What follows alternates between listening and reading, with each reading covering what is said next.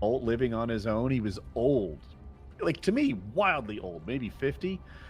And he used to be a mortician, and now he's selling shoes with me. And I always thought, like, how did you fall so far? Yeah. When I used was to be selling cars, I was 19, and there was a guy there who had failed at some sort of wear a suit to the board meeting kind of job, and he still kind of had the suit and the haircut, but nothing else. And it was like, shit. Like everybody else kind of seems like they're either hustlers or fuck ups in there. Like that's how a lot of the guys. There's hustlers and there's fuck ups. Like Peyton, the guy that trained me, was a hustler. He made his 10 or 15 grand every fucking month, and he didn't work hard doing it, and he blew it all on strippers and whores, and that was his move. And then there was like fuck ups in there. There was a guy with I guess Tourette's. He had like a lot of tics, like bad ones. Like he was moving around and clickety clacking, and it was bad. But he was enormous, so you didn't want to make fun of him. He's like 6'6", 300 pounds. He's a giant man. He's the guy that almost beat me up one day because I'm 19. You got to keep in mind, I'm just out of high school, and I'm in this work environment with these grown ass men who probably are not happy to come to work every day like me. I'm loving it. Every day I come to work, I might sell a $75,000 vehicle. Look at me, I'm a grown up. Look at me, I got a fucking tie on. Look at this shit. I don't know how to tie it. If this knot comes undone, I'm in trouble. Did you just loosen it every day and then set it aside for the next day? I did that too for a while. Still do. I don't know. Can you tie a a tie now? Not. I like a double Windsor. I don't like the basic simple like easy knot. I can only do that one you don't like. No, I just do it's simple, asymmetrical. quick and easy. The single one is asymmetrical. It goes to one side, but the double Windsor, it has this wide sort of like symmetrical look to it. I don't need some crazy like. So how do you get the double Windsor? I get my mommy to tie my tie, or my girlfriend, or whoever, and then I never untie it. And I know how to loosen it enough to then like, if it needs to be like straightened up and made longer or whatever. But if it comes undone, there's a video on YouTube. I just use YouTube videos. Yeah. Couldn't do it. You couldn't figure it out? There was like. There's one where like the guy is like, he has the camera like looking down at the angle you would see, and that's the one I used like before meetings. I remember spending like 30 minutes trying to do it the night before going to court one time, and finally calling a girl, be like, "Hey, what are you doing? Want to come over? Great. Hey, I'm a total man child, and I need you to." I don't know how to tie that bitch.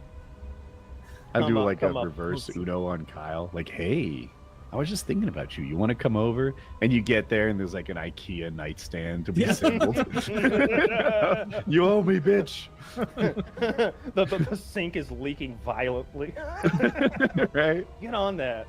No, but I think I took, again, I was like 19. This guy's 40 something and like not happy to be there like me. And he had the ink pad that a stamp goes to, because we would stamp things often. We had stamps, and I took the ink and I put it on his earpiece of his phone.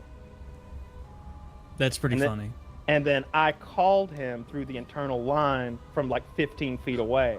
Oh my god. He didn't think it was funny, Woody. You didn't get it?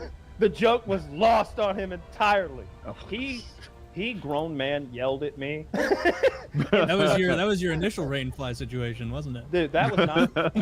Yeah, that was the first, but not the last time that I was screamed at by a colleague for just over, being a habitual line stepper, I guess, as 19-year-old me. I like to prank people. There's a lot of downtime. We had balloons in the showroom, you can imagine, and on Saturdays it was a big to-do getting the red, white, and blue balloons done. Everybody pitch in and we tie them and hang them everywhere. I'd get a balloon and I would tape it to the back of the bathroom door, and then I'd put a staple on the wall, and it's one of those bathrooms that's got a real echo to it. It's just a bad design for a bathroom because every shit sounds like a disaster. But when you'd open the door, that balloon would explode like a gunshot next to your head. And I would do that to people all day long. I would fucking hate like the stage I am in life right now. If I had to work with your 19-year-old prankster ass, I was robbing the vending machine and shit. I was robbing the vending machine, And the general manager comes by. General How manager. did you do that? Just get it to tip, get it to fall. He into didn't lock it all the way. And I was like, wait a minute. And the thing starts turning. It's not locked. And I'm like opening the entire front of the Pepsi machine like a big door, you know. And then there's all the sodas. They're 20 ounce bottles. And I'm getting them. I'm stealing them actively in front of everyone. You can just take them from the top and no one knows. No, this is a put $1 in, get a soda machine. I'm following, but I thought when you open the door, they'd all be stacked vertically, and you just take the top 6 or something. I think there's like rows where where it feeds it out. Right? There's a mechanism where at the bottom you can slide them out and get them, but because he's left the machine unlocked, do you follow him?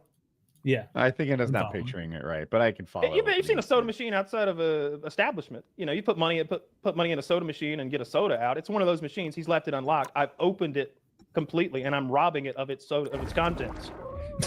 And I am pilfering the pop. Like openly robbing this thing in the middle of the day. And the general manager walks by. By the way, this is the middle of the showroom. I'm not hiding this. General manager walks by. This is the showroom. It's not even like the back of the. No, this is right in the front. Everybody's looking. And the general manager walks by. He goes, "Kyle, what the fuck?" And I'm like, he left it open. He's like, "Oh shit." He like did a little sneaky hop over, like he was in a cartoon, and took like 3 from me and left.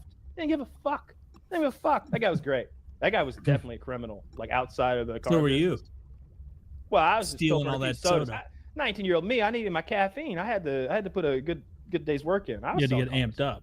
Yeah, and I'm stealing from the small businessman, not my coworkers. Before we jump into the next thing, we're going to hear from a wonderful sponsor, Prize Picks.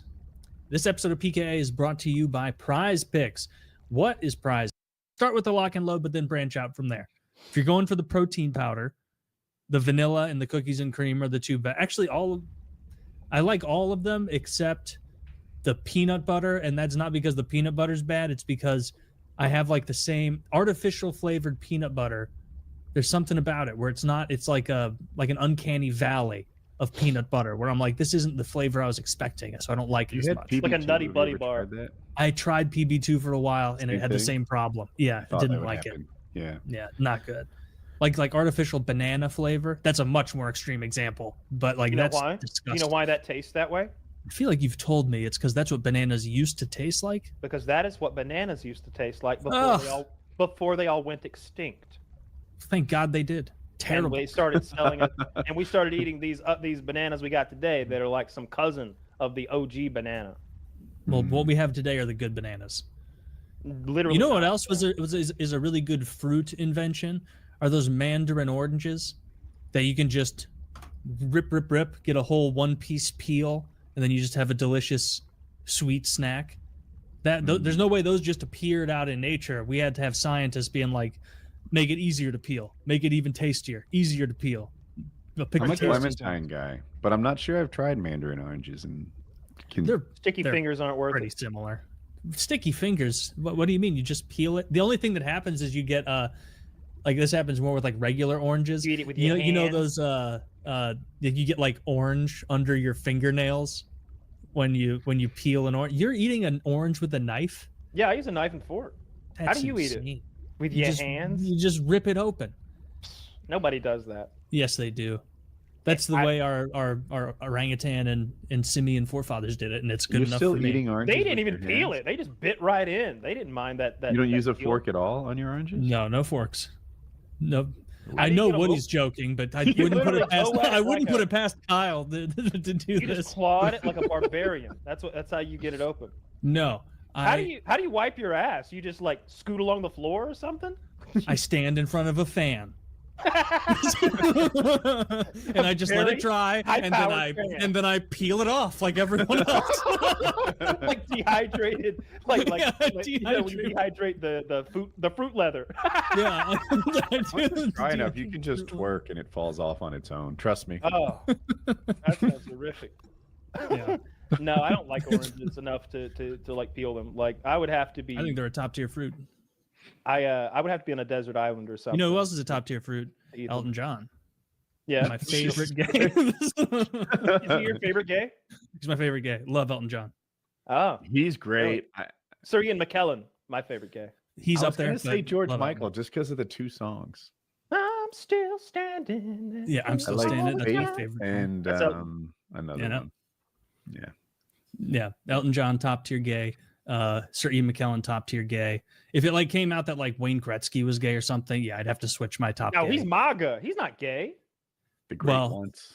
Yeah, the great one for another 8 goals, and then Ovechkin seizes number 1. Woody, during the UN Secretary General thing in the Oval, like, all right, first of all, like, little background for anybody who doesn't know, Gretzky did some MAGA stuff. He wore the hat and got really a ton of backlash from his core demographic, being Canadians and NHL fans, just really been eating shit and hiding from everybody. It's been kind of hard to see. Not that I care, but I don't like seeing people down like that, I guess. And especially not I'm Gretzky. sure he wants to separate himself from it, and he wishes he hadn't said anything, and he wants to distance himself from the whole thing. Trump in the Oval Office today with the UN Secretary General right there. It's like, and the great one, he loves me. He's up there in Canada, and he'd love to be an American if we just came in there and took it over. And and I know that Gretzky's just watching somewhere. Like, well, no, he's not watching, but somebody texted him, like, hey, the president's saying that you'd love it if like he took over, and he says that you love him and that you're the great one. But he said it wrong. He didn't say it the right way.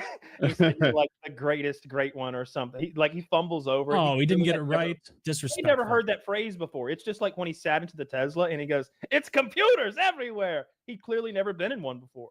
He calls it Tesla. He clearly calls them Teslers. That's pretty funny. That's a very old person thing to do. Yeah, a Southern old people thing to add an R on to words like that doesn't belong. That's interesting. I saw him say that in the make-believe ad that I sent in, but I didn't know it was real. I thought maybe they'd made him say Tesla, but I believe it. That's embarrassing. Kyle, you don't have enough respect for Wayne Gretzky. I'll say this: I could do a 10 times better walk around on that fucking car than Trump could. Trump can't sell a car. He's like, and it's made of steel. It's heavy and strong. And I'm like, what are you doing? What are you Did he say selling those words? I didn't catch that part. I'm paraphrasing, but yeah. Heavy he said and strong. I'm almost positive he said the word. Yeah, I think he said those exact words. I don't think it's made of steel. Not really. The Cybertruck. Close, is it? Oh, okay. I was picturing one of the others. Yeah, I would imagine the bodies, they're made of steel too. You're probably right. You know, like the body panels and stuff. Like obviously there's tons of plastic on a modern car, but the the doors and all that's all steel. Steel and aluminum. Yeah, aluminum's expensive, so anywhere that they can, they're going to use steel, and anywhere they can, I will bring peace other than steel, they're going to use plastic. No matter the cost. So. The F-150 is all aluminum, and then the doors, all of it, and then Chevy ripped on the F-150 for a long time.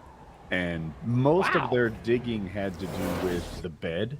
If you say throw a toolbox from some distance and the corner lands in a Ford's bed, it kind of pokes a hole in it unless you have a bed liner of some sort. So when Chevy switched to aluminum, I think everything that moves is aluminum, and everything that stays there, like the bed or the roof, is steel. I think I have. If that's not perfect, it's real close. You're muted. You are muted, sir. Yeah, I was kind of looking into it. I'm seeing that. That's really interesting. It was for fuel economy. Of course. Yeah. Is everybody? This will blow over for old Gretzky. He can't be getting that much hate. It's pretty rough. You know how Canadians are. They've only had the one hero, though. I don't know Wayne what do now. Gretzky. How could you? What's your number 2 fallback hero if you're a Canadian? For me, it's GSP, but that's my bubble. It's a small bubble, and I'm in it. I mean, probably Sidney Crosby.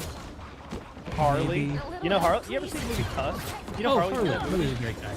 Yeah, I've seen Tusk, and I fucking hated it. It's awful. I just want to see the part where Harley's in it, and I'll watch it. I don't even remember Harley being. I think he's the ticket guy at the airport. Like, welcome to Canada. That's pretty funny. I didn't know he was in that. Okay, well, okay. Never mind. Tusk is great, especially the ticket buying part. Oh, that giant Jew giving out tickets. Love that guy. He's really sold it. We've never remember to ask him about that next time he's on, because I want to know if he got to meet. I think Kevin Smith directed that, and it's got a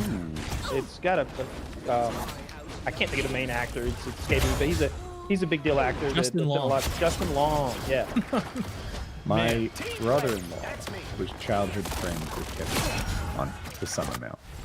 He was one of those guys who, for a long time, was like, no one will know how fat I am if I wear an Oilers jersey to the bank. And it's like, no, that's just drawing so much attention to it. Like, don't do that. Wear a suit.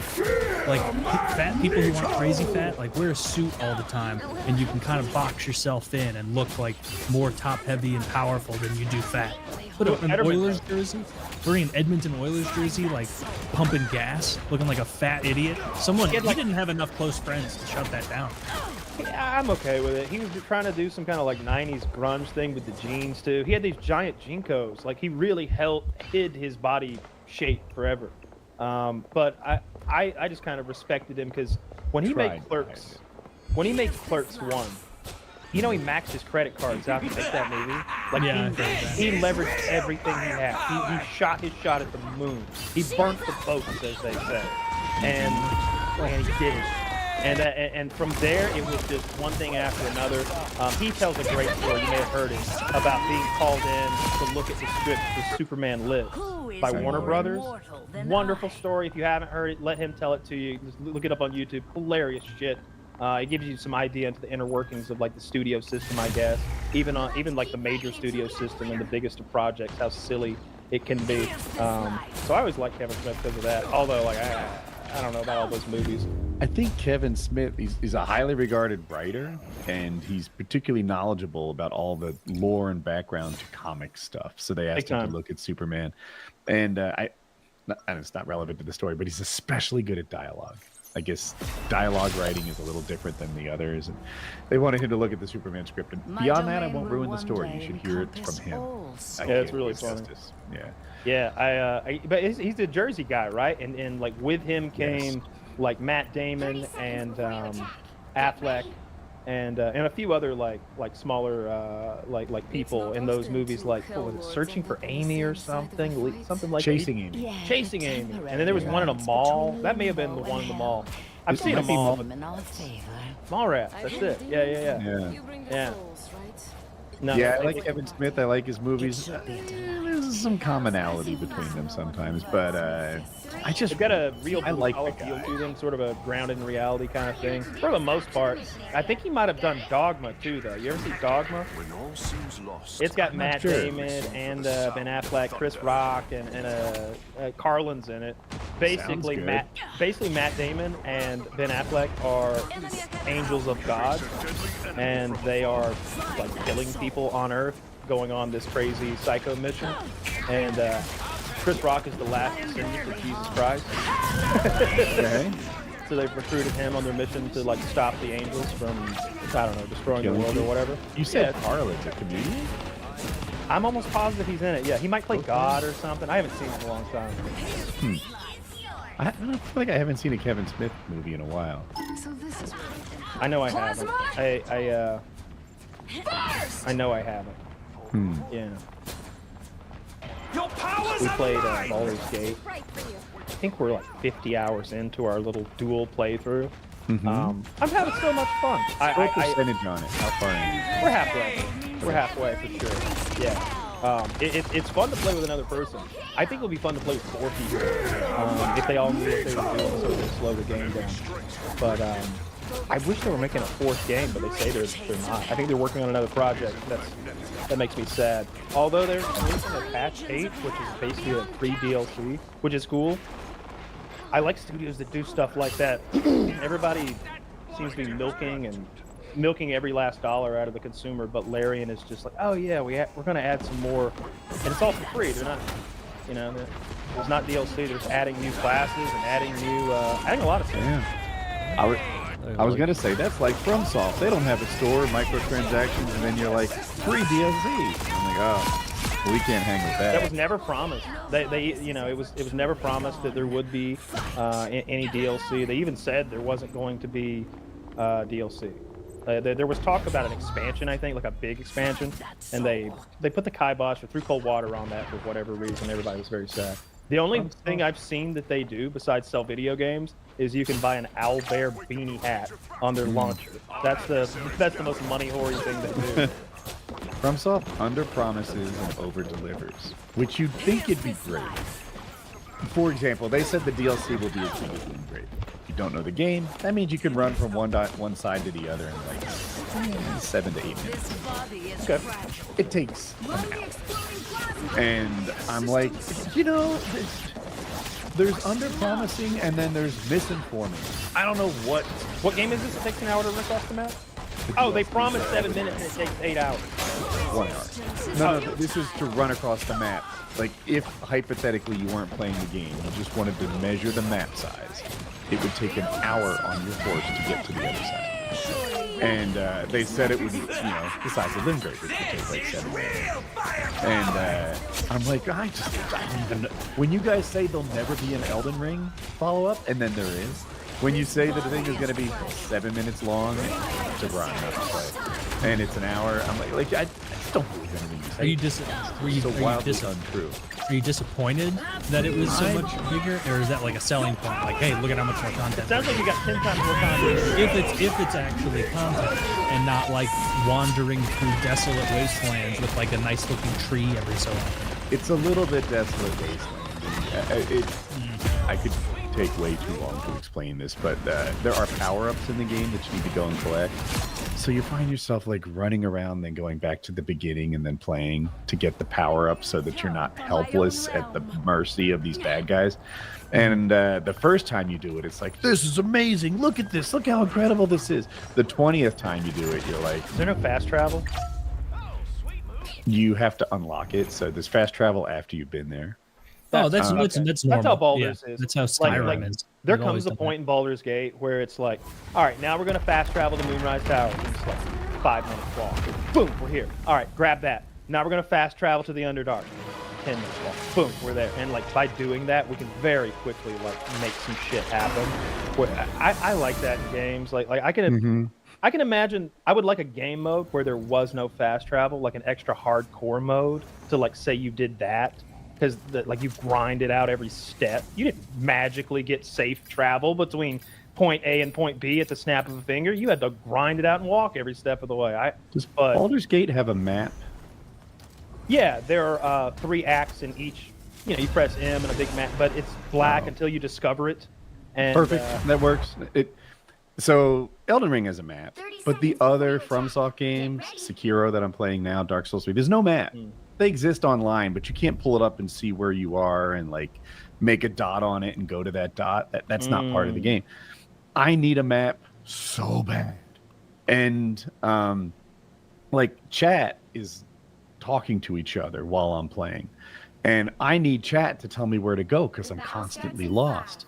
And people are like, what are you doing? You're ruining his playthrough. And they're like, no, he needs our help. And chat is like, no, like... what about the surprise and whatever? They said, some guy wrote, I have seen Woody spawn at the bonfire, die next to the bonfire, wake up in the same spot, lost. And I'm like, that sounds right. I was hoping that I empathize with that because there are times in games where I'm like, what you want me to do right now is so gay and it's taking forever and I bought this game. Like, how do I just get through this quickly? How do I get through this tedium so I can get back to the core of what I like? My girlfriend is playing Fallout 4. She's been going through a big playthrough on that. And I guess Kyle, have you played all the DLCs? There's a shit ton of DLCs. Oh yeah. And so one of the DLCs, Far Harbor, there's like That's a stage. Oh, is it? She just randomly went off and started doing that. It is. If you took a poll, it'd get 90% of the votes. That's okay. Well, it's like you're on this island with a bunch of toxic fog, and she hasn't done a ton of it. But there's like this synth, which is like a robot, and you're trying to recover his memories.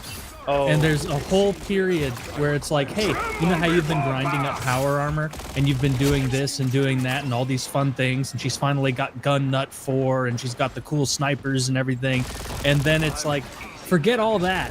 Now you're going to go into this synth's memory banks and you're going to move blocks around to redirect light beams so that you can undo firewalls. I'm a bit of an expert. And literally, like, it wasn't that, like, I'm not paying that much attention always while she's playing, but multiple game sessions in a row. You know, she'll come over and play for an hour or so.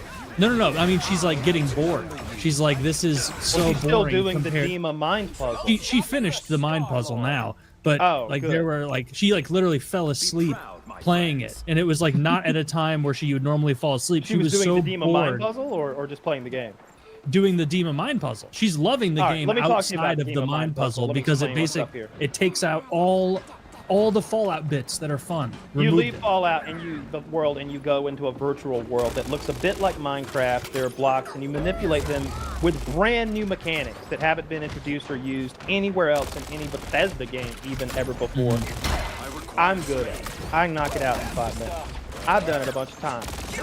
I also, when I play on PC, use a mod, turns it off. You don't even fucking do it because it is such bullshit. There are no redeeming qualities. There's no fun to it. It's tedium.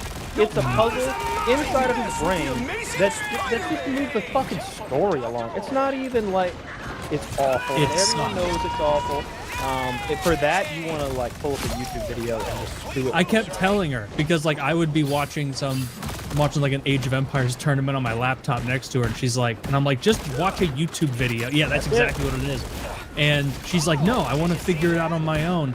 And I'm like, no, you don't, because you'll stay up till 2 in the morning on work nights sometimes, just being like, I just got to get to the next level. I just need to get gun nut 4 because then maybe I can get my 50 cal to be even stronger.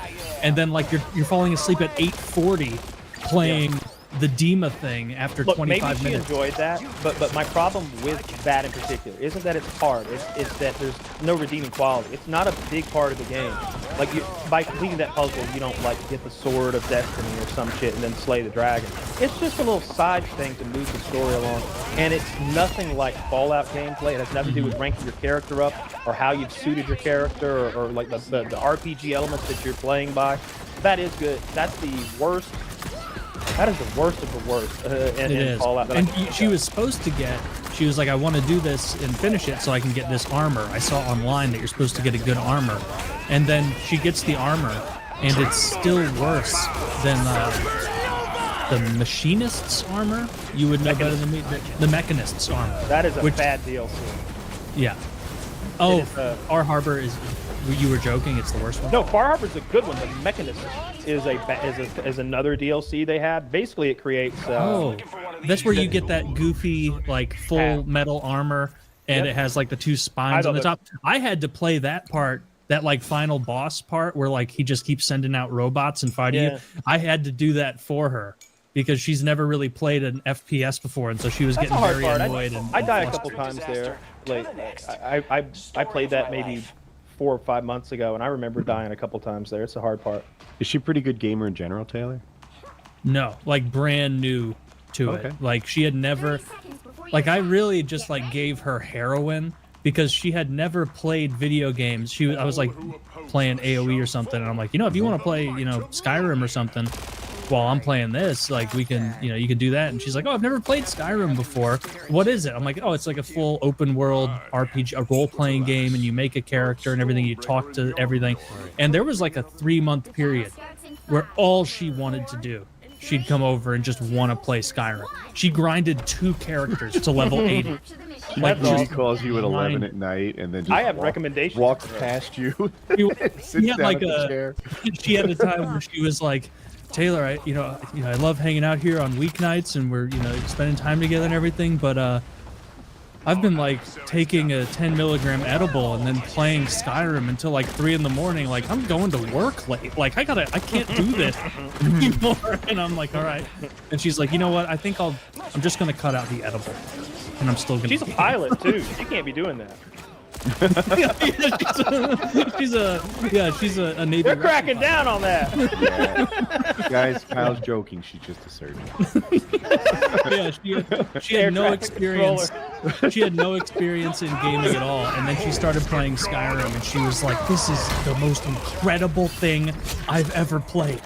Like this is unbelievable." And then like she would find new cities and be like, "There's a whole other city," and I'm like, "Yeah." There's also an island off the coast called Soul's Time that you can't even see on this map. Dude, there's an underground layer with the Dwagar or whatever down there. I didn't find the Dwagar I didn't find them my first playthrough. Of being me is you get to experience that again and again. I'll be like, honey, check it out, play the Elden Ring. We've never been here before. She's like, yes, you have. What's your favorite weapon? I'm like, oh, you're right. When you're right, you're right. Okay. When's right. ready? That's where you get the Magma 1 weapon. Okay, you're right. Yeah. I had her try in Age of Empires 2 for a while, which she really enjoyed, but more in like the base building kind of thing, like less of the aggressive fighting. I would recommend BioShock or oh, that's a good call. Or if she likes puzzles and she like really wants to be challenged, Scorn. She likes the grind. Like she loved ranking up her skill points in Skyrim. She's having fun with like the tech tree parts of Fallout. Escape from Tarkov is a game. You're gonna want to. Don't tell her they're a map. Send her in.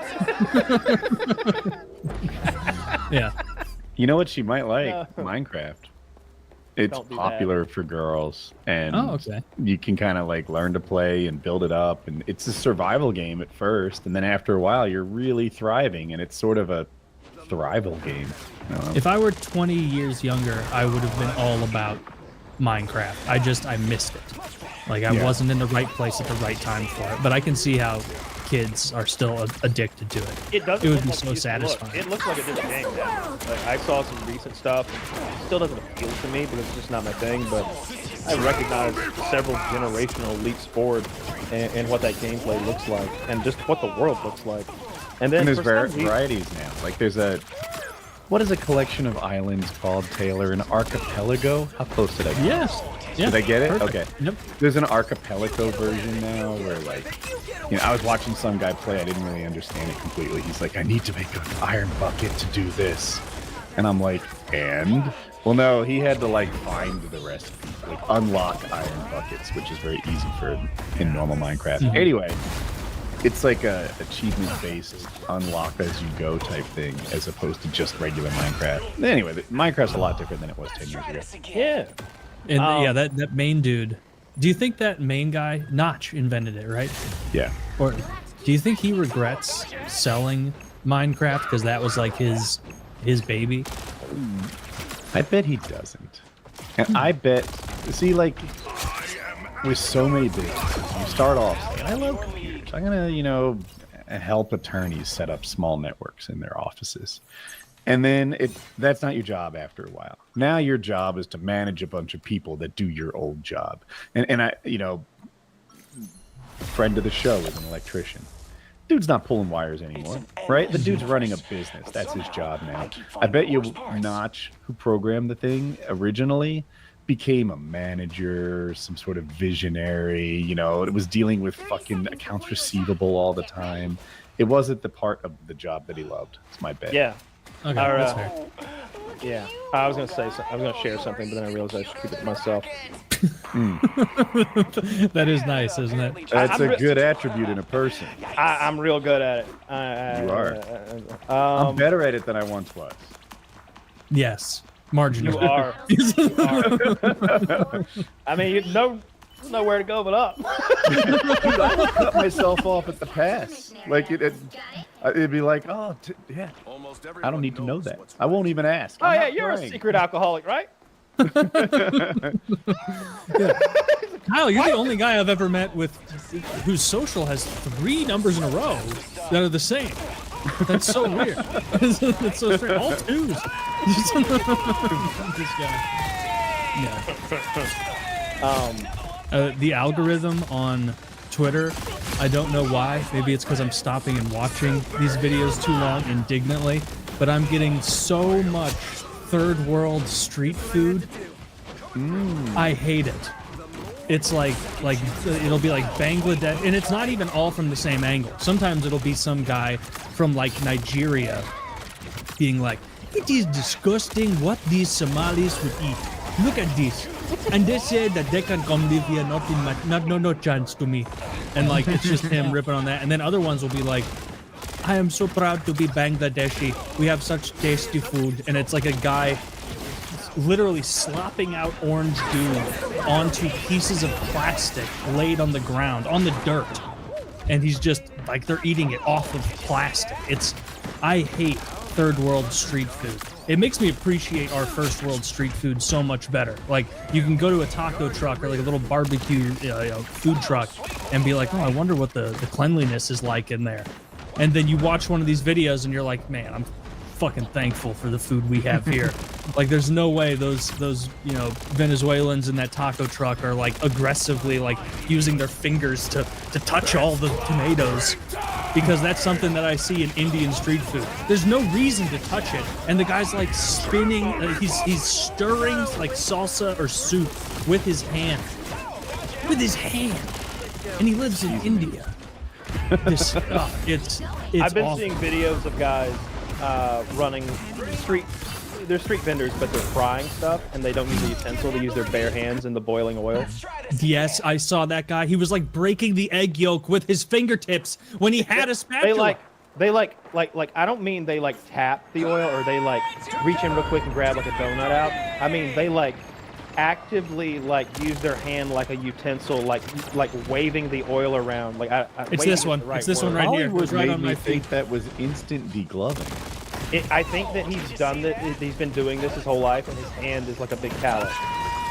Yeah, is this the one you were exactly thinking about, Kyle? It's not. I have seen this one recently. This is nothing, frankly. The guy I saw, you see what he's doing with that utensil? The way he's like, my guy does that with his hand. Do you see how he reaches fries into the oil and like splashes the oil, and like there's something frying in the oil, and he's moving it around in the oil to keep it like evenly cooking with his hand. Like he's frying up some hush puppies, and he's like kicking them around in it with bare fucking hands. What do you think the heat source is for that giant pan? If you guys didn't see the gas. video, it's like a 5-foot pan. Yeah, I mean, I would guess like a propane tank or something. I have no idea. Yeah, Hoping yeah. it's a fire.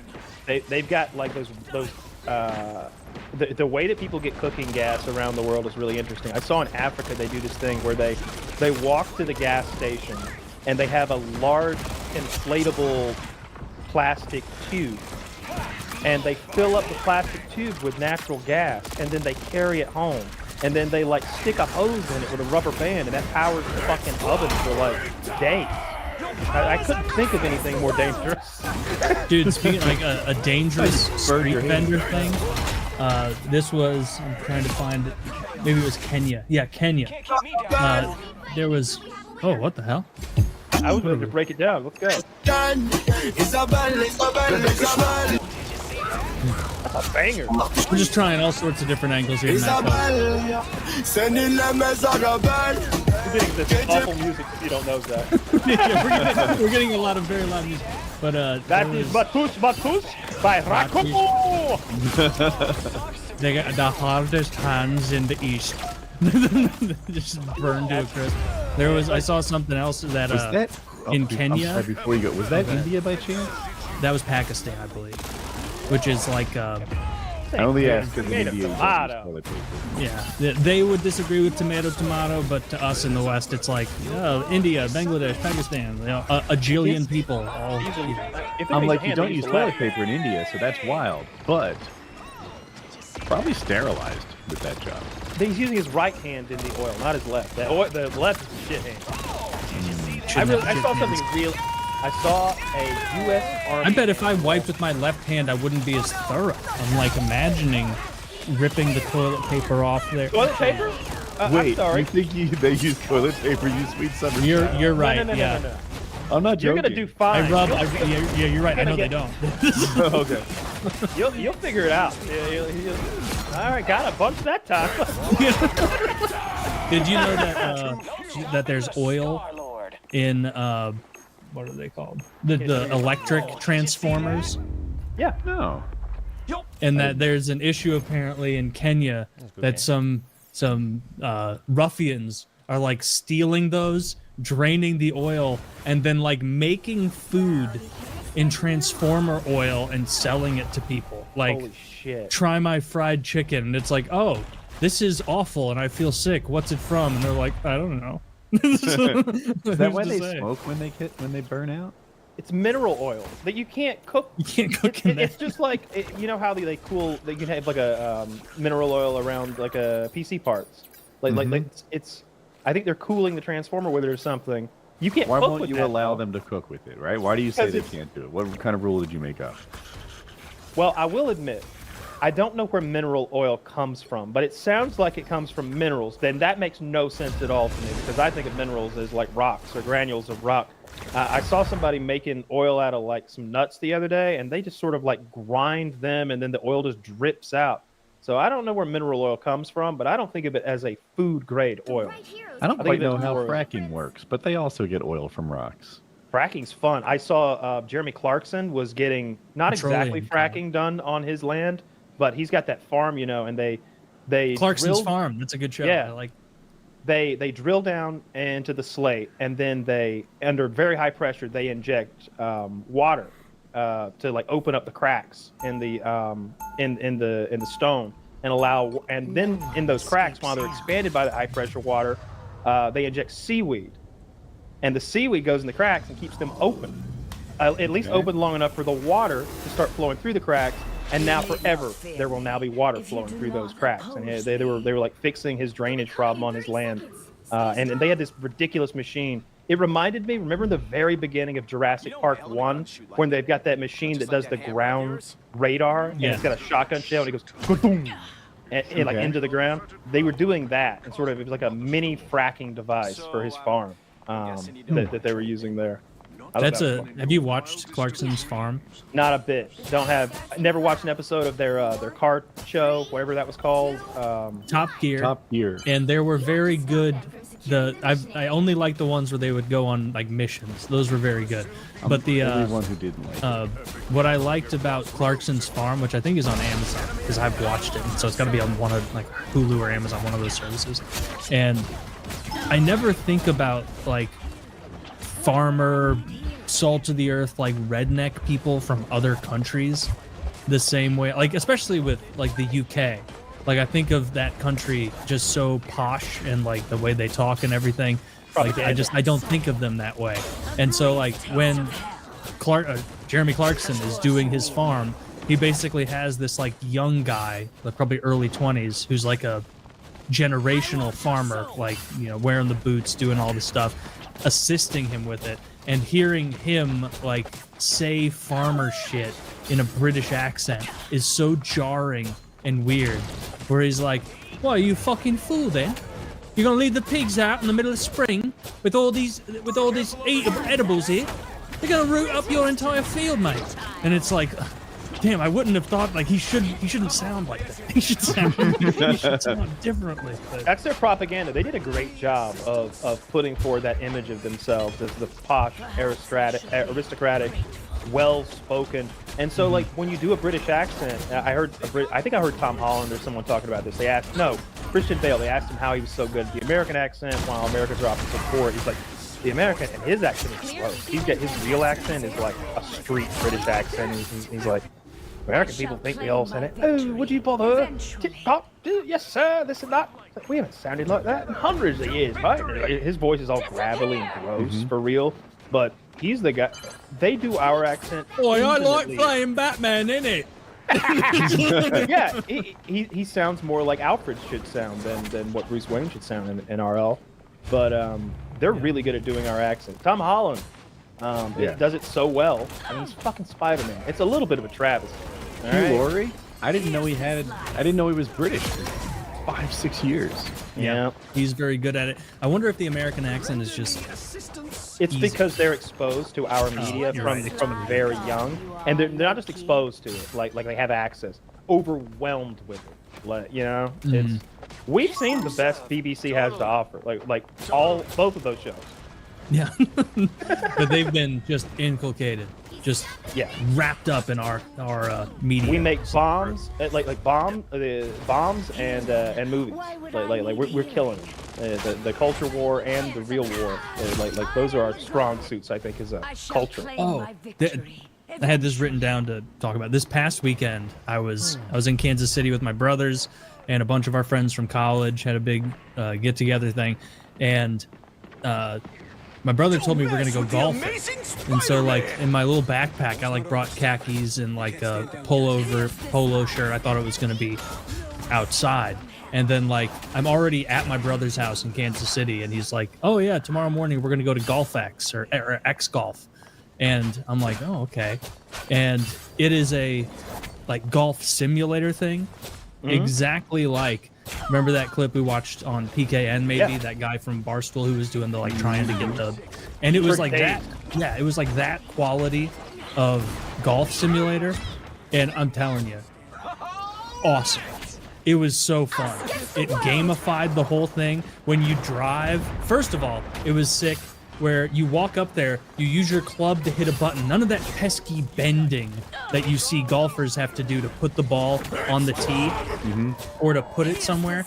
It has this like custom pad where you just walk up there, use your club to hit a button, and then a little like underground silo pushes the ball up, rolls it onto a tee, pushes the tee up, and then if you don't need to drive it like on a tee, you just tap it and it falls back onto this grass that you hit from normally.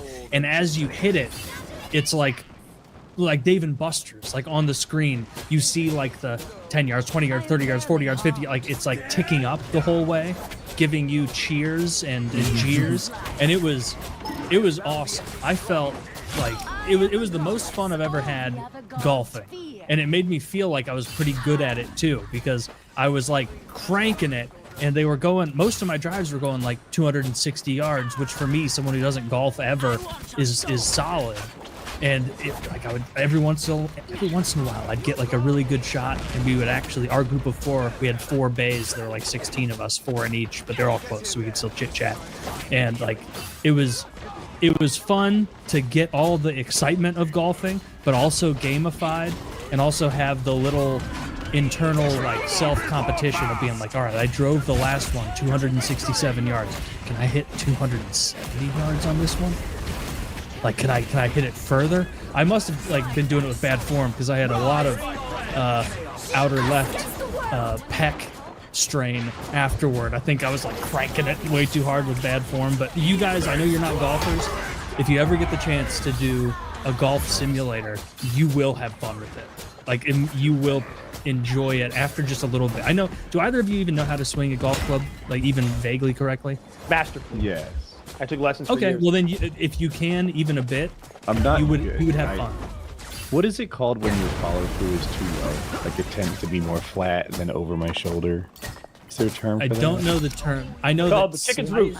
slice is if when you hit the ball and it spins out to the left, I think it's called a slice, and if you hit the ball and it spins out to the right, it's called a hook. And that's about all I know about golf. I don't. You would think that like everyone has enough body control that they can swing a golf club and look kind of like a pro golfer. But my follow through was like to the side. It wasn't up high like it was supposed to be. And I'm like, oh, all right, I can see what I did. I'll just not do that next time. Do it again and again and again. And I'm like, what is happening here? Like to me, it's like being unable to touch your nose or something. Like why is my swing wrong? But it was. You just need like one guy around who will look at you swing and then be like, hey, your left arm isn't straight. Keep your left arm straight. And then you'll do it again, and it'll be like, oh, okay. Because that's what happens to me, where I don't know what to do, and I do it wrong. And then so they obviously probably see a million things wrong with my swing, but they just give me the big one. And then once I like kind of focus on the big one, like, okay, yeah, my left arm has been bending. That's why it's like jerking up here. I've had that with weightlifting, where a guy will look at your squat or something and be like, oh, keep your chin up, or like they call it prompt. Pretend there's a bar on your back or something like that, like vertically, and with that prompt, suddenly your form is right, and it's like you're a magician. Yeah. Look Hey, at this thing, Woody. the bottom one. Yeah. I wanted to ask Taylor if the top link was neat. was better or worse than the thing you played on, because that one's about $4,000, I think. Oh wait, it was way nicer than this. Okay, I got it. Yeah, because it had like a putting section too, where you just kind of rolled the ball onto this little indent, and then you would putt forward. The way it worked is like you could set your angle to like tell you where to like what direction it was going to go if you hit it straight. And my brothers are both way more into golf than me, and so I didn't change the angle once. They just watched me swing, and they were behind me. This like, all right, I'll set Taylor's angle. All right, so the last one I sent you was $4,000. This one I think is $40,000. It's a small step up in quality. The screen was bigger than this, and the platform was better. That's like crazy. it was unbelievably high quality. It was nice. It was a huge screen. But when you told the story, it didn't sound like its measurement of you was fully accurate. Like you seem to say that you were hitting it farther simulated than IRL. I don't know, because I've hit drives really far before, like in person, like with my brothers around, but like everyone I was golfing with seemed to be like, Jesus Christ, did Taylor just hit it 270 yards? People who don't golf don't do that. And I was like, okay, well then maybe it's goosing me a little bit. It's definitely gonna take into account the angle of the ball and the speed, right? And then do math. Like, there's no way it's like just saying, he's 6'1", he probably hits it hard. But I wonder if you can measure what's going to happen in the 3 feet it traveled. I'm making up 3 feet, but you know. Yeah, it probably went like 10 feet total before it hit the thing. But I after we finished the 18 holes, we still had a little extra time, and so I was done. I was like, I'm golfed out. But my brothers set it up again. There was like a practice mode, and you could hit it, like drive it, and then like all these metrics would come on the bottom, and it would be like club head speed, ball speed, spin degree, rotation, and it was so specific. It was pretty cool. They do that for MLB on the fly, so that I don't know where that tech came from, but they're able to give you the spin rate and a number of other things on the fly in MLB. So that makes sense. That means it's going to be real close. Like you might have an aberration, right? Where I didn't hit it 400 yards. What are you talking about? But it sounds like it was saying 260, 270, 250. Yeah. It was pretty close. End of the spectrum. Have you guys ever done like Wii bowling? Yes. Yeah, of course. Yeah. Okay, right. So I'm doing Wii bowling at a friend's house. I don't know anything about this, and I'm bowling and I'm putting spin on it, and it's like working. And I'm like, it's kind of dope. Like, it recognized that I went for the spin instead of straight down the middle. I'm like, this thing's amazing. And then the guy's kid comes up. He takes the controller and he just smacks it in his palm, and it does basically the same thing that I did. And I'm like, fuck this. This has nothing to do with what I did. I thought I was a good bowler. You were like lining up. He just goes, no, he doesn't even smile or anything. The kid's like grumpy. And then it bowls, and I'm like, all right, fuck this. This is so silly. That's upsetting. Have you It ever? was more sophisticated than that. But you guys, if you ever get a random chance, someone invites you to a golf simulator thing, and you're thinking golf sucks, I'm not into that, you will have a fun time. It's Are there so simulators you can just go to, like rent, like Top Golf or something? Yeah, you can just rent Top Golf. I don't think they have simulators. I think you just hit out into their big open area. That's the this more was fun like way to a do, right? simulator place. Which would you prefer to do, though? Top Golf or the simulator? I've never done Top Golf, so I don't know if it has those same kind of fun analytics. Not at all. You're driving. Oh, okay. Well, then the simulator would be more fun because it was. I don't think it was does, neat but to see. The one I went to didn't have any analytics, but it's been like 8 years, so maybe they added some gamification, which would be smart.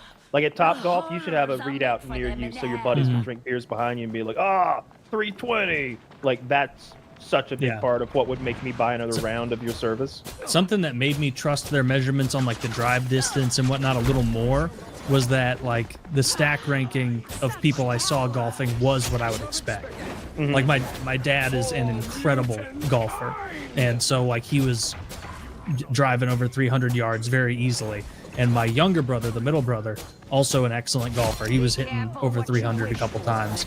And then and I would see other people in the other booths doing that. And so it wasn't like I was never going to hit a 400-yard drive. Like, it wasn't going to happen. I could be there still today, 5 days in or whatever, and it wouldn't matter. You need that Rodney Dangerfield club that's just a cannon that just boom that explodes when you hit it. I think he had one like that, in Caddyshack 2. I think that's not Rodney Dangerfield. That's a shit show. But I think he also had trick clubs. But Dangerfield had like a boombox in his bag. I think he had a beer tap and cups, and he had a putter that did like some sort of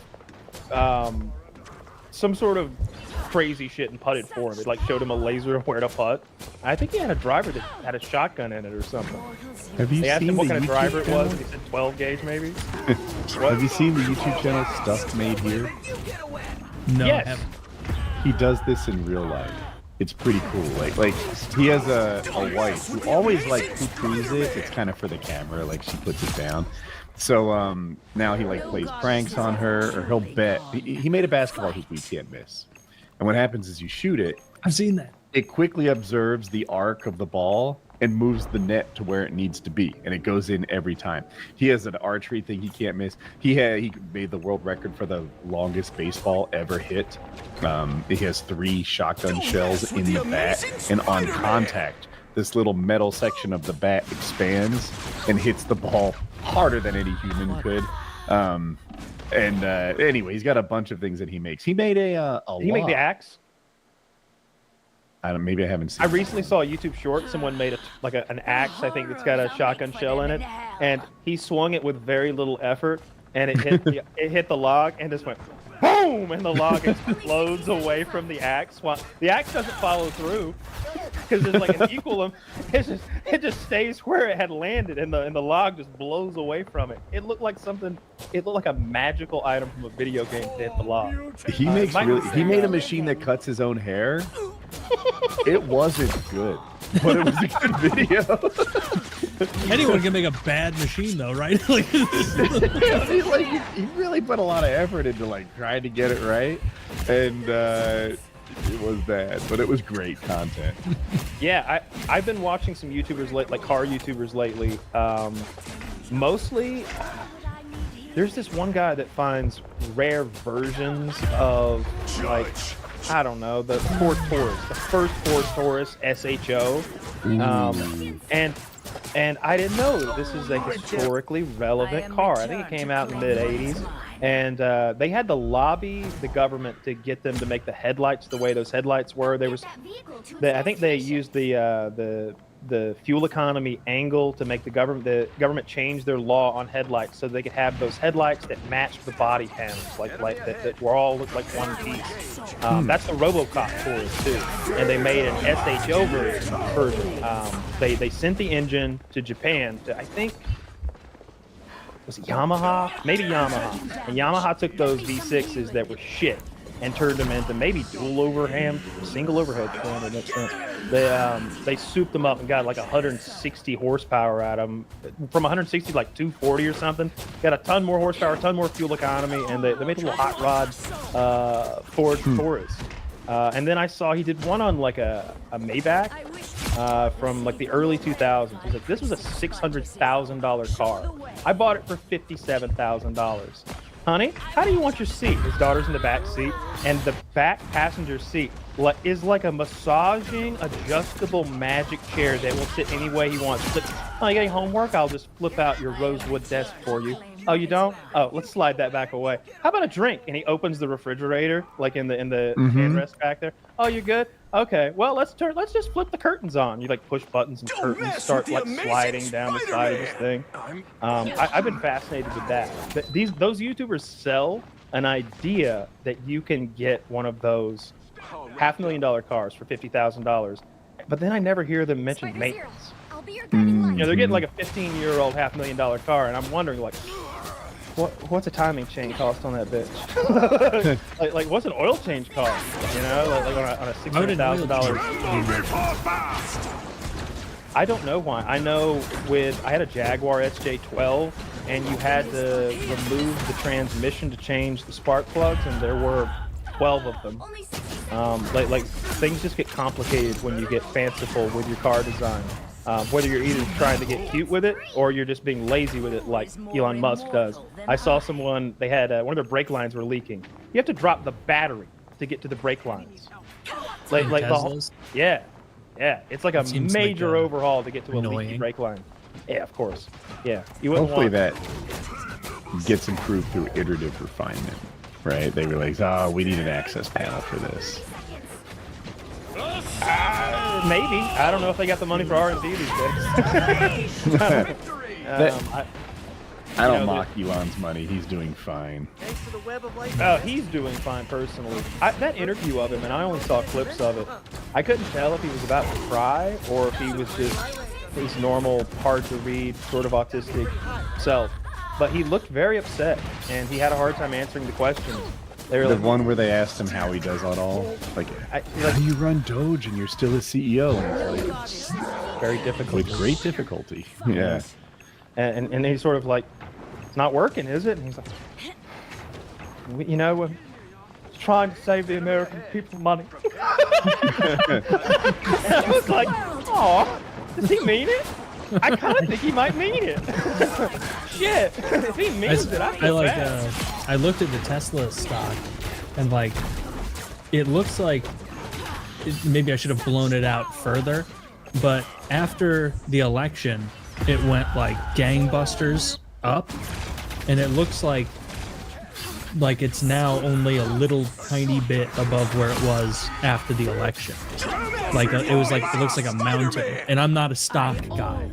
I literally just looked up Tesla stock and then went back like 5 months or whatever the increment is. And so like, why is that? They thought like he was going to get a lot more out of being so involved with Trump, and so everybody was juicing it. And now, or are big people selling off, or is it just reading the market and being like, we're afraid that left-leaning people aren't going to buy? Yeah, like that's exactly what I saw. 5 years, Zach? It's hard data at this point. It's their recent sales quarter is bad. It's also some of the legal issues that Tesla's run into in Europe. Their cars. It's seemingly the Europeans don't want Teslas on their roads for safety issues, and they may have a point there. They don't quite meet their crash standards. Certainly, the Cybertruck doesn't for any number of reasons. So all of that, plus his entire market base souring on him personally, as well as the product, really not evolving much in the last 5 years for sure. But like, what were people trying? What were people? Why were they so hot on it? I think there was some excitement on that recent spike, and like Kyle said, their sales declined, and that'll do it. The stock price is based mostly on its future earnings, right? So how much money that it's going to make in the future. Tesla had a really high multiple, so they were expecting great things in the future. It wasn't based on how much money it's making now. It's worth a lot because we think it's AI, it's robo-taxis, like all these things that are coming in the future are going to be terrific. And people soured on the future of Tesla. Sales are down, and they're not so sure that some of these promises will come to fruition. Okay. So it's a bunch of people being overly hopeful. Also, I believe there was I think there was some talk about the EV tax credit maybe going away. I think President Trump had said something about that maybe during the campaign trail or like right around him being elected. And I could be wrong about this, but maybe that EV credit doesn't apply to some Teslas. Mm-hmm. And so, of course, Elon is like, yeah, stop making it so easy for Ford to fucking outsell me. Stop making a Cybertruck $7,500 cheaper than a Lightning $7,500 cheaper off the rip by subsidizing. So I'm not an expert on the topic, but some of those sales credits were like the first, don't get hung up on my exact numbers, but like your first 100,000 units get this credit. And Tesla is the company that wore out that credit, that got them all. And so, their competitors like Ford, they haven't sold as much as Tesla have. And that tax credit applies to leases, and that's super appealing. We were talking about this on PKN, but like I've been looking at the Ford Lightning leases because it's like, are they really $220 for $3,000 down? You're kidding. I'm gonna keep running the numbers. If I can get one for $200 a month, I'm gonna do it as a joke and make a video about it. That's hilarious. I've seen people do it. Like I saw a guy, he put $3,400 down, and he got a new Ford F-150 Lightning XLT. And I don't remember the lease terms, and they're very important. But the minimum lease mileage is like 10,000 a year or something like that. It's not super restrictive, and those trucks are $70,000 or $80,000. I think the minimum mileage? How does I don't know much about leases. Oh, if you go over it, they start charging you like a quarter a mile. Oh, minimum makes it sound like you're required to drive that many miles, and I'm like, I should have said Yeah, I should have said maximum. Yeah, Oh, okay. For anyone who doesn't know how a lease works, basically, you're agreeing to turn this car in 2 years after, let's just say, 30,000 miles. And they do the math and they say, all right, this thing's $70,000 MSRP. We presume that this thing will be worth $60,000 after the term of your lease, after the 2 years, 30,000 miles. So you pay on the rest, and then you turn the car back in.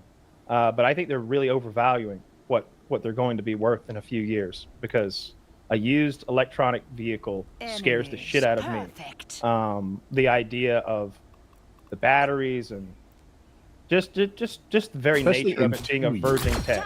Yeah. In 15 years, the planet will have a better idea of what a 15-year-old EV is like. Yeah. But I don't now. The EVs they made, if they even made them 15 years ago, don't have much in common with what we're selling today. Yeah, the batteries are barely even the same technology, I would guess. Like the Escape EV that we were selling in 05, or like maybe the Honda Leaf or something like that. Honda had a weird little EV. It was the Nissan Leaf, I remember. Nissan Leaf. Oh. Yeah. It was electric though, right? I think so. Yeah. A friend of mine had one. Yeah, I just don't think the current ones are like that. But anyway, that lease seems super appealing. And every now and then, if you can, I always recommend it to people if they could find a lease like that. It's a great deal, especially if you're not the kind of person who wants to buy a car and just keep it forever. I think last year the V6 Camaros were leasing around maybe under $200. There was a time when it was either $180 or $220 or something like that to lease a V6, 2023 Camaro or something like that. Are you trying to get away from your current Camaro? Sell it maybe? No, I don't need a car. YouTube thinks I do, so I've been. I get it. I'm all good. I got like 20 guns I don't need. I'm learning so much about outdoor survival because of what YouTube knows I like to watch. I'm like, I'm watching. Are you planning on new Outdoor Boys video? You planning on going to the wilderness miles anytime through soon? waist-deep snow, up a mountain. And then the meals he makes, I'm like, I think he got fatter that day. Yeah. Jesus Christ.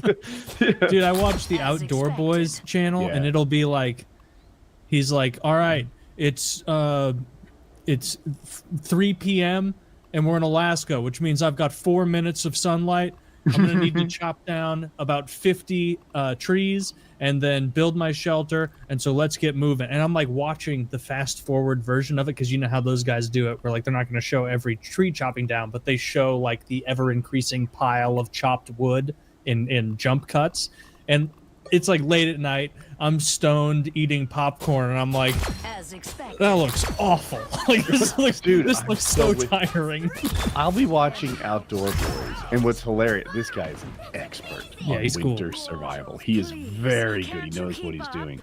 So there I am in my bed with a thin comforter under my thin comforter, under my thick, fuzzy, fake fur comforter. And I'm like, this guy really ought to be building a cutting station for all that firewood he's processing. He doesn't. If I was there, this would be better. It's gonna get wet. It's gonna get wet. I picture myself in that situation, like with him, and like he would get so sick of my shit. Like immediately, I'd be like, God, how much longer until it's warm? And he's like, well, it's never going to be warm, per se, but he's we won't dragging die. the sled of equipment. Woody, you can't get in. Yeah. Dude, Get out! Get out! I know Kyle hasn't watched any of his videos, but he'll work for like 14 hours straight. He'll like dig out a little hole in 8-foot deep snow, and he'll be like, all right, if we're going to get this warm, we need to light a big fire in the middle of this ice pit I've just buried, and it's going to take a large amount of wood. And then he'll pan over to like 25 trees he's cut down, and I'm serious, like 25 of these like thin, like, Arctic looking trees. Yeah. And then he'll be like, this is the beginnings of a good start. And I'm like, oh, how and like he's like always so positive. No power he's like tools? chopping No down chainsaw? chopping down a new tree, and he'll be like, the Japanese beetle weevil comes through here, and it's an invasive species, and it results in a lot of these trees dying. It's tragic, but for me it makes it slightly easier. And I'm like, by slightly easier, he's like now only taking 4 minutes to cut down a tree instead of 8 minutes, whatever it would be. It's the most exhausting shit imaginable. And at the end, he's like eating shit that's like less calories than I want to after a day of being sedentary. Where he's like, all right, I froze some moose stew. Or no, I got some moose ribs that I'm going to wrap in foil. And then he'll open it and be like, oh, I'm starving after this long day. And I'm like, 2 ribs? You brought 2 ribs? That's insane. I need 10 ribs just to have the motivation.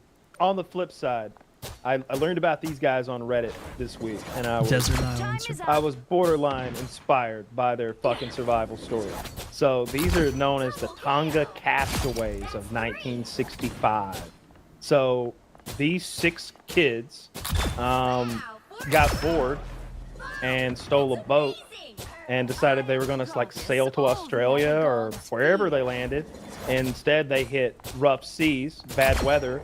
Their sails were ripped apart, and their what's the thing the rudder, I think, was ruined, and so they drifted for like a week, 8-10 days or something, living on rainwater they collected and trying to catch fish until they landed on a desert isle that has almost nothing on it. What's that? Atta Island, ATA. Atta Island, and they lived there for, I believe, 15 months. During that time, these dudes didn't like waste away or like become weak and pathetic. They built a gym. That rules. Once they had become good enough fishermen that they had enough raw fish every day to just eat like savages, they built a bench press. Look, there's pictures of these dudes getting yoked. Keep in mind, look at the pictures of them. They're in that link right there. These are kids. These are teenagers. They've got pecs and like Mother Trucker looks 30. they do look old. Maybe that's all that sunlight, but that is so cool. They stored water in hollowed out tree trunks. Yeah. There were no pigs to dig up the wild taro, and so they had tons of wild taro, which I think is like a kind of a potato, right? Do you think you could make a fire if you were in a deserted island? Depends on the situation, but what do I have? Man, if I had, all right, so here's what I need. Let me say that. A island. I need that dry kindling. I need that like a wheat field when it's just about to be harvested, crinkly grass. If I don't have that, then I can't start a fire. Okay, I don't think there's much of that on tropical islands. No, there's not. Maybe like coconut, like husk. I was gonna say Harry. I was gonna call them pineapples, but they're actually called coconuts. Yeah, use the hairy coconuts. Yeah.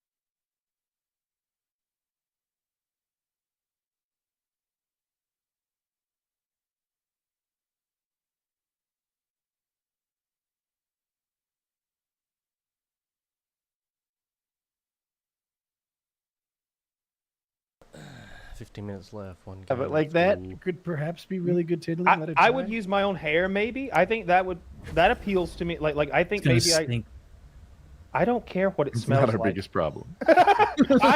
Trust me, I already stink if I'm making a fire on a desert island with my hair. Oh, then, dude, I'm the ultimate fire starter. And you're, dude, we could clear out half of one of my butt cheeks. Phil Taylor, and I'm like shaving your ass with a big Bowie knife. I hate that this is true, but the testicle hair burns so well. Oh, it does. It's like thick and craggly. Do you ever do that? Like you see your own scrotum hair, and you're like, do you ever see your own like like scrotum hair, and you're like, how is it so thick?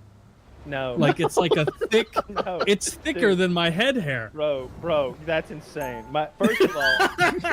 First of all, it's like I really want to see a picture. It's girthy. It's a girthy hair. It's not quite like it's not like a beard hair level of thickness, but like. You're telling me your balls are hairier than your fucking head? No, not like total hairiness. Like not below even your close. dick, do you just have another beard like that? No. But like I'll like sometimes like when I haven't shaved in a while down there, and I like see sometimes there's like some testicle hairs where it's like that's a big boy. Like that's a thick hair. Well, look, that's not head hair. I'm not gonna feel like I'm innocent in this, but not down there, no. But I'll get some ear hairs every now and then. I'll feel it, and I'll be like, ooh, it's ear hair. I'll pluck it, and it hurts. But the pain is so deep down my ear canal. It's like, holy shit! And I look, and that bitch will be like 2.5 inches long. It grew out of like my eardrum. It was deep down in there. And it's like I could tell, like, damn, that hurt inside my ear canal. I do have the ear hair. That's my genetic curse. I don't have any ear hair. I have a lot of it. Can I tell you about my curse? What's your curse? Same ear hair, but with an autistic son. So he'll be walking by and be like, "Hey, Dad, you have the longest hair." And I'm like, notify Guinness? He's like, maybe. I'll pluck it. You can't say no. He needs to pluck this. He won't be complete. His soul will be I would love that in my life. The rest of time. And you love this in your life? I would love that in my life. I've gotten multiple girlfriends to get in there and get out. So he plucks it unsuccessfully. Shit. All right, never mind. Second try. Third try. Oh, that pain? We're building. Maybe the fourth try comes out. I'm gonna start sweating thinking about this. Holy Dan, you can't shut it down. He's bigger than you. It's like, I can do. Oh, still. Yeah. When he try and yank out my Ricky Martin eyebrow, dude, they match. Single one that grows out instead of sideways, and he's always plucking it. I would love to have someone to pluck every now and then. But competently, like it's very painful. Like especially the ones that are on that little dangly thing there. Like the ones that are like deep down in there, that doesn't really hurt that much. That's what like dangly thing? What do you mean? Yeah, the little bottom thing in your ear. I don't know what you call the little bottom of your ear thing. Earlobe? Your earlobe? You get hair on your earlobe? Yeah. That's like insane. Not you big were making fun of me, and you have a hairy earlobe. Like blonde, like wispy ones that just need to be gotten after. I'm gonna start waxing them, for real. That's wild. Yeah, I don't get a ton of nose hair. I don't get a lot of ear hair. Or really, I wouldn't say I compulsively pluck my nose hair, but I keep it clean in there. And if I'm not in prison, I definitely did. In prison, I was going a little nutty, and I would sit there and at night and pluck all my nose hairs out one night. I swear to God, I sat there. You were really fucking losing your mind for a while. Dude, I was plucking them out. And it was so I could hear there were so many. It was going like I could hear, and I was putting them on a little piece of paper I had like against the wall. And in the morning I woke up and it looked like a wad of pubes. I had plucked so much nose hair out. But I intimidated the other inmates. That guy's terrified. He's actually crazy. Like that guy doesn't care about pain. That's so let odd. me tell this ear hair or nose hair story. We're on the show, and Kyle's talking to Taylor. He's like, Taylor, sometimes I feel like an older brother, right? We pass down these tips, and he's telling you about this nose hair trimmer, right? And meanwhile, I'm just sitting here quietly watching Kyle tell Taylor how trimming your nose hairs helps you breathe better. It's better. It's cosmetically nicer, etc. Message fell on Taylor's deaf ears. He's not trimming his nose hairs. I'm over here silently soaking it up. I have been trimming my nose hairs based on that story for like 3 years now. I could go get the trimmer. It's right in the bathroom upstairs here. Hold on. Is it that little? I bet it's that little circular one that you, dude. Like with nose hairs, I also once in a blue moon, I'll see like a hair that's like coming out of my nose. I bought this baby off Amazon.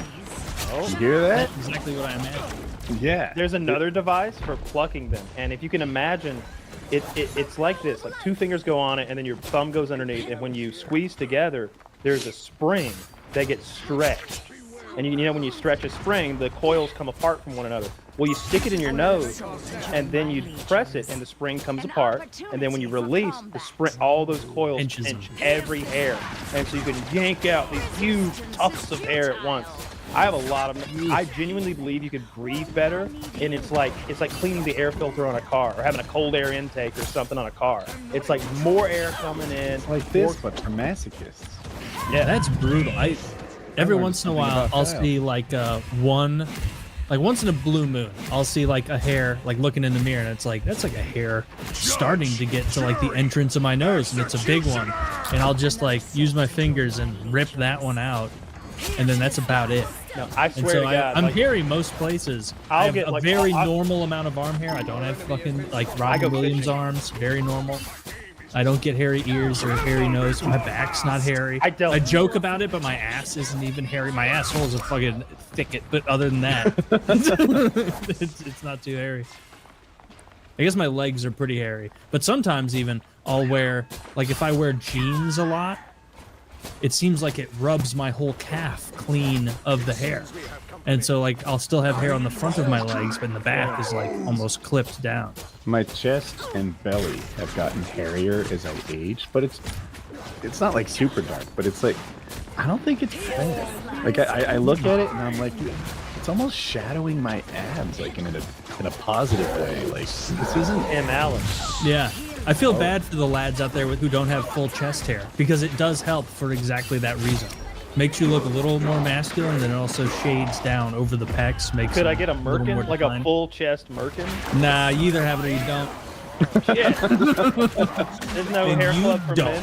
Can you imagine going to hair club for men? What is it, minoxidil? I bet it would work. Oh my god! Yeah, oh, dude, like 8 years ago, you and my entire torso. And do you remember when I don't remember if Woody bought it too, but I remember Kyle told me to buy minoxidil or one of those pastes you rub on, and I was like, oh, I can't wait. I'm gonna put it on my beard, like to grow more beard. And then I got it, and I like look at the back of the bottle, and it's like, warning! Don't fuck around with this. It's actually bad for you. And I was like, okay, that goes under the sink. I still have minoxidil. I still like 7 have years ago. Yeah, we bought so much of it at once. It was like we bought Amazon. We bought Amazon minoxidil, and it was like 9 bottles at a time or something. It was a bulk pack. We really committed. It was like $65. We were gonna do minoxidil beards, and then but then, like you said, I remember exactly because I remember someone asked, like, "Why you minoxidil?" Well, we were gonna do beards, but Taylor says it causes autism. I don't know. He's in this mom's group, and they scared us. Yeah. Now, Kyle, I want to see you grow out the stash. I know you've said you can't do a beard, which is fair. Yes, you do. I can see on your face you would have a full mustache. No. I would look like one of those Mayans. This is 4 months.